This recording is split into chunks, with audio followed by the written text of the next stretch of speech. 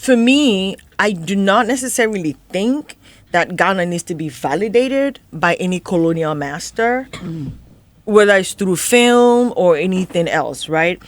What we need for the colonial master is investment, which is more like reparations, returns things that were taken from us, right? And then respect, like equity, equal playing field when it comes to, culture and storytelling.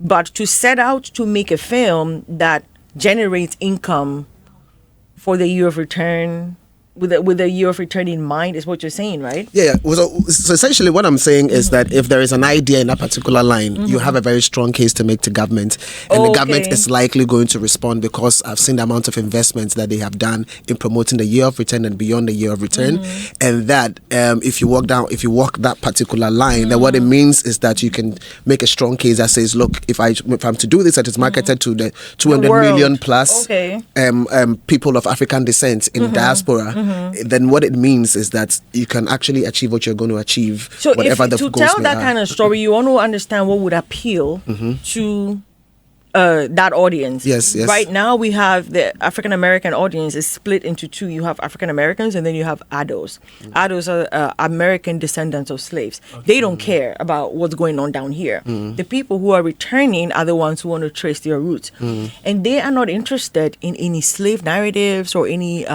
suffering narratives. They want more positive. And for me, if you say, okay, what would you pitch to the government? There are probably two things that I would pitch: Kwame Nkrumah and Azumah Nelson.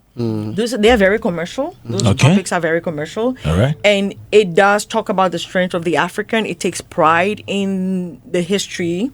So yeah, people would want to watch that, right? And then you have Azumah Nelson. He has a really beautiful love story. He was fighting Sanchez when his wife was dying. That's such a beautiful story. Something like that. So you don't set out to make a propaganda, and I'm using the word propaganda, like you're staging the film. You're just telling a regular story, but that is commercial enough to attract people in the diaspora, to also, elevate Ghana culturally, financially. This is Hitz.